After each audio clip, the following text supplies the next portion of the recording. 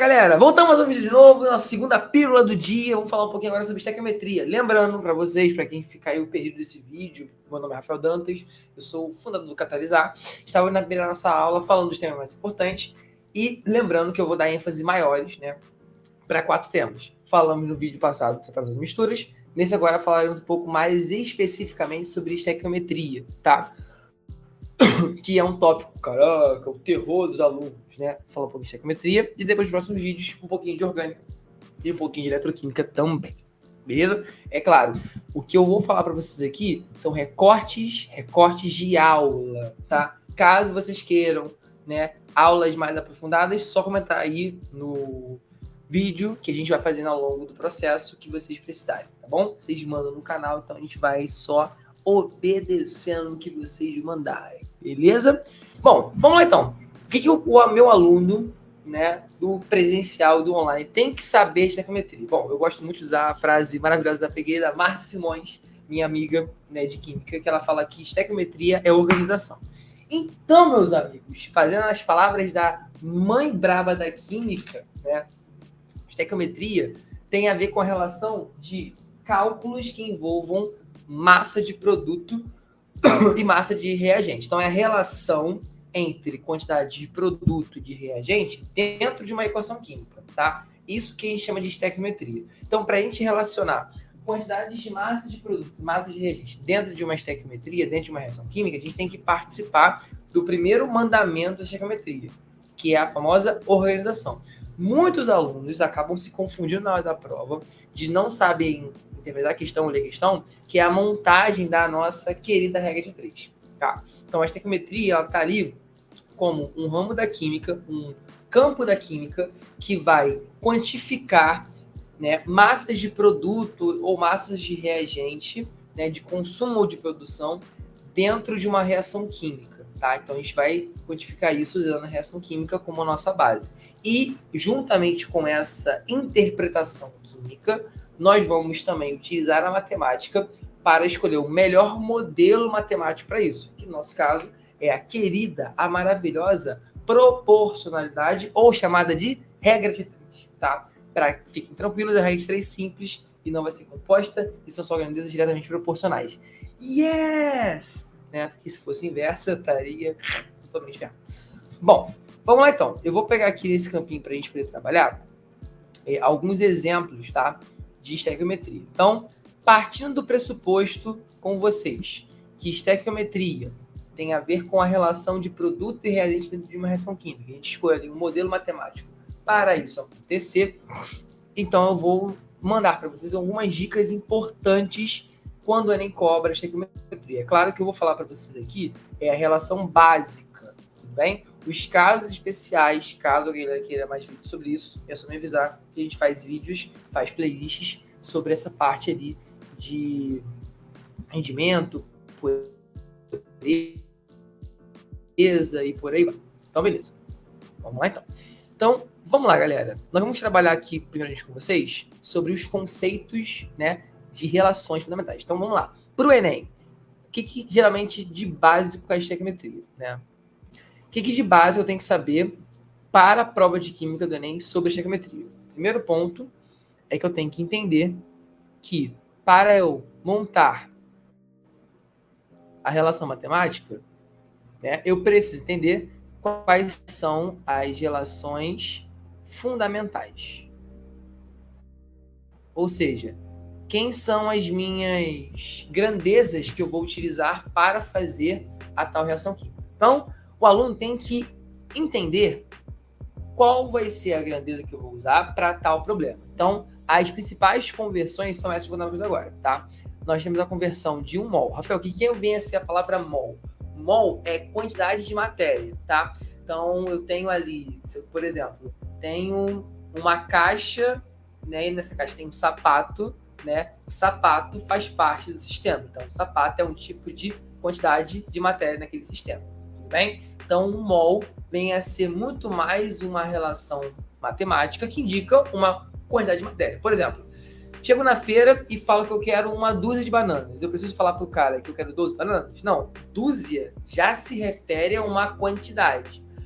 Então, você fala, eu quero uma resma de folhas, que é um pacote de 500 folhas. Você precisa falar pro cara, eu quero 500 folhas? Não, eu quero uma resma de folhas. Eu quero um pacote de chamequinho. Ele já sabe o que é.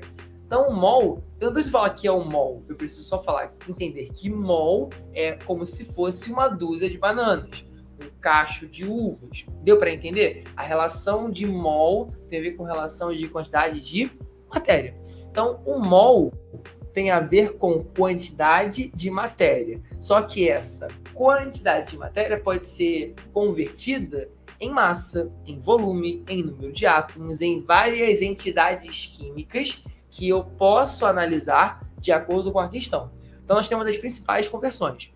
O mol, como falei com vocês, pode ser convertido em massa molar. Rafael, traduz aí, o que é massa molar? Massa molar é a massa de uma substância, né, dada em um mol. Então, por exemplo, eu tenho água. Eu olho a tabela periódica, coisa que o Enem não vai ter. Então, olha o que o Enem fornece de massa molar do hidrogênio. O hidrogênio tem a massa molar de 1 grama por mol. O oxigênio tem a massa molar de 16. E agora eu quero descobrir qual é a massa molar da água. É só fazer a soma de todas as massas atômicas aí, tá? Então, a massa molar da água é 1 vezes 2 mais 16.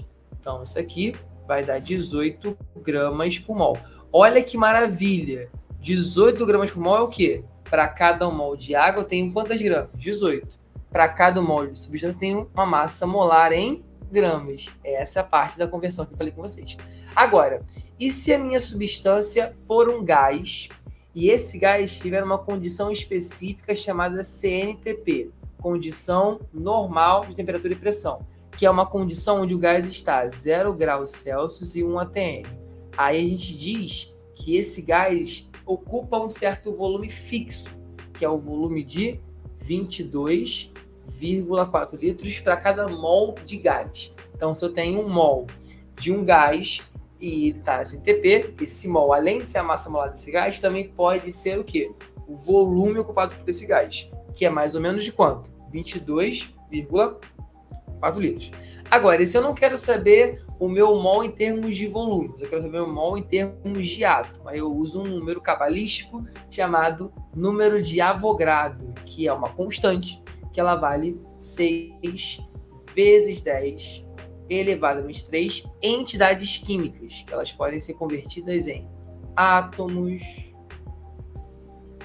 íons, moléculas, o que eu estiver querendo converter, de acordo com a própria questão. Então, se você leva para a prova do Enem, isso aqui, só gravar é bom? Não, você tem que entender o que está acontecendo. Então, por exemplo, se eu quero relacionar uma certa quantidade de 200 quilos de água, eu quero saber quantos mols tem 200 quilos de água, é só eu lembrar da conversão. A água, para cada 1 mol de água, eu tenho 18 gramas. Se eu quero saber, por exemplo, em 200 quilos, que são 200 mil gramas, quantos mols eu vou ter? Eu chamo de X. É essa conversão aqui que a gente vai tentar trazer para vocês. É essa relação fundamental que é mais importante para as questões do Enem, beleza? Vamos trazer, então, um exemplo para trabalhar a estequiometria? Vamos. Então, aqui nós temos as relações fundamentais que podem permear a estequiometria. Vamos supor que você mesmo que está assistindo esse vídeo é você mesmo. João, não é você, tá? É a galera que está assistindo o vídeo. Você mesmo que está assistindo o vídeo, vamos supor que você tem lá calcário, aqueceu o calcário e formou CO2 e óxido de cálcio. Beleza? Você quer, por exemplo, saber quanto de massa de CO2 você formou quando você utilizou uma amostra de 50 gramas de carbonato de cálcio. Vamos lá. Se eu utilizo 50 gramas de carbonato de cálcio, qual é a massa de CO2 que eu vou liberar nesse processo? Primeiro que você tem que fazer, você tem que observar a reação química. O primeiro passo que você tem que fazer é escrever a equação química. Na prova do Enem, já vai estar escrita para você, tá? De vez em quando é muito pouco provável, se a questão não for de estequiometria, a equação química não está escrita. Beleza? Então, olha só. Primeiro passo é você olhar a equação química e perceber se ela está devidamente balanceada. O que é isso, professor? Se os coeficientes, as quantidades de átomos está equilibrada. Por exemplo, aqui eu tenho um cálcio, aqui eu tenho um átomo de cálcio. Aqui eu tenho um átomo de carbono, aqui eu também tenho um átomo de carbono. Aqui eu tenho 3 oxigênios, aqui eu tenho 2 com mais 1, 3 oxigênios. Ou seja, está devidamente equilibrada ao meu balanceamento, tá? Então aqui na frente não aparece, mas vale 1 mol para cada substância. Perfeito? Então temos aí o equilíbrio, né, nessa equação química aí para vocês. Beleza, equação química está devidamente balanceada. Depois que eu faço isso, eu vou vir aqui com a maior tranquilidade do mundo e vou demarcar quais são os participantes da pergunta. Lembra, nossa pergunta é: qual é a massa de CO2 formada nessa reação quando eu utilizo 50 gramas de carbonato? Então a relação é entre carbonato de cálcio com massa de CO2. Eu vou esquecer o óxido de cálcio. Eu não vou olhar para ele porque a relação matemática é entre esses dois aqui. Beleza? Bom, galera, depois que eu observei isso aqui, eu vou agora escrever isso matematicamente. Primeiro passo, verifiquei e escrevi a equação química balanceada. Segundo passo, eu demarquei as substâncias de interesse. Uma que eu quero descobrir e a outra que eu tenho dado fornecido pela questão, que são os 50 gramas de carbonato. Terceiro passo, né, é transformar essa química, essa reação química em uma leitura matemática. Aí eu vou escrever: para cada 1 mol de carbonato, eu vou ter 1 mol de CO2. Professor, traduz aí. Momento tradução com o Rafael Dantas. Lembra que o número da frente é o coeficiente estequiométrico. Esse coeficiente estequiométrico indica o número de mols da substância. 1 mol de carbonato de cálcio forma 1 mol de CO2. Só que eu quero saber em termos de massa. Aí a questão vai te fornecer alguma informação dos elementos ou da massa molar. Como é o Enem, eu vou colocar aqui para vocês as massas molares de cada substância. Cálcio, 40 gramas por mol. Carbono, 12 gramas por mol. Oxigênio, 16 gramas por mol. Professor, como é que sabe isso? Você gravou? Sim, mas lembra que na prova do Enem, você não grava nenhuma massa molar. Todos os valores de massa molar e algumas constantes da sua prova são fornecidas para o aluno para que faça parte da questão. Beleza? Bom, agora eu tenho que relacionar aquela ideia de mol com massa. E aí vem para a nossa quarta etapa. Eu vou chamar de linha T, linha E. E que vem a ser isso? A linha T é linha teórica. É o que entra as informações de massa molar, de volume molar, de número de mols ou de átomos. A linha experimental vai entrar o quê? O dado fornecido pela questão e o X, que é a incógnita que eu quero descobrir. Então, vamos lá. Eu quero saber qual é a massa que está em mol, porque está tudo em função de massa, ele quer também descobrir qual é a massa de CO2 que eu não sei. Perfeito? Então, eu vou transformar todo esse cara e descobrir quanto vale a massa em mol. Lembra que a gente fez na água, né? É só calcular o somatório da massa molar da substância, da somatório das massas atômicas, perdão, da substância. Então, cálcio vale 40, carbono vale 12. Só que cada oxigênio vale quanto? 16. Aqui eu tenho 3. Então, vai ser 16 vezes 3. O triplo 16 vai dar 48, mais 52, que é 40 mais 12. Beleza? Fazendo essa conta aqui, você vai encontrar que a massa molar do carbonato é 100 gramas por mol. Ou seja, olha o entendimento da unidade de medida. Para cada 1 mol de carbonato, você tem quantas gramas? 100. Caraca, professor, então agora acho que eu entendi. Quando eu faço a massa molar da substância, é sempre em função de 1 mol, não é? Então eu vou sempre descobrir na massa molar qual é a massa da substância que sempre vale em 1 mol. Sim, jovem gafanhoto em evolução. Exatamente isso. Caraca, eu tô agora aprendendo a fazer química, então, do zero. Agora, então, para fazer do CO2 é a mesma coisa? Sim, senhor. Massa molar do CO2. Carbono é 12, mais o dobro de 16. Por que escrevi 3 vezes? Não sei, né? Vai ficar 12 mais 32. Isto aqui vai dar 44 gramas por mol. Mais uma vez, para cada 1 mol de CO2, isso equivale a quantas gramas? 44 gramas. Aí, galera, é só correr para o abraço, né? A linha teórica eu já converti. Agora eu vou para a linha experimental, que é o quê? Sabendo que eu tenho 50 gramas de carbonato, eu vou ter uma massa de quanto CO2? Vou chamar de X. O que eu faço? Multiplico cruzado. Que eu faço a querida regrinha de 3 da própria matemática. E aí, vamos lá. Resolvendo essa conta aqui. Vai ficar 100 vezes X é igual a 44 vezes 50. Tranquilo? E agora você vai ter o seguinte. Passa o 100 logo dividindo, vai ficar mais fácil. Porque eu consigo simplificar a minha vida aqui. 44 vezes 50 dividido por 100. Aí, ó, eu faço. Corto 0 com 0. Aqui, ó. Tchain, tchoin. Simplifico. Aqui vai dar 1. Aqui vai dar 2. E aí, a metade de 44 equivale a 22 gramas.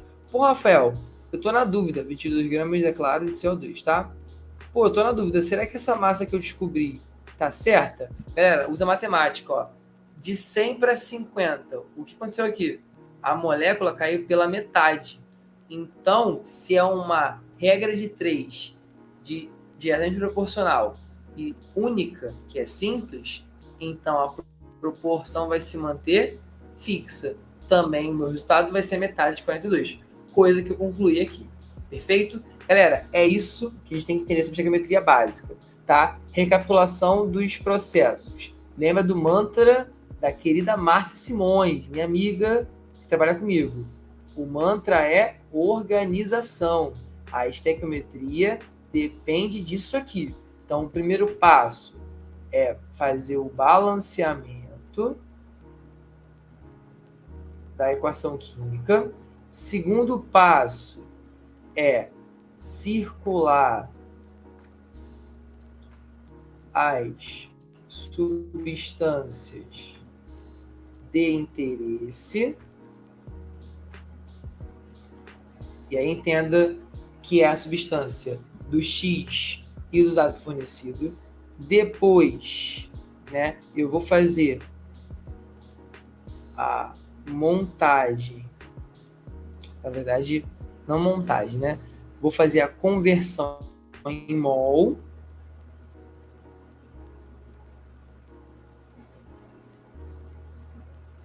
Conversão em mol.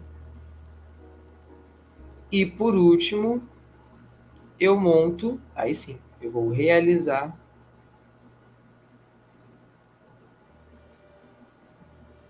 a regra de 3.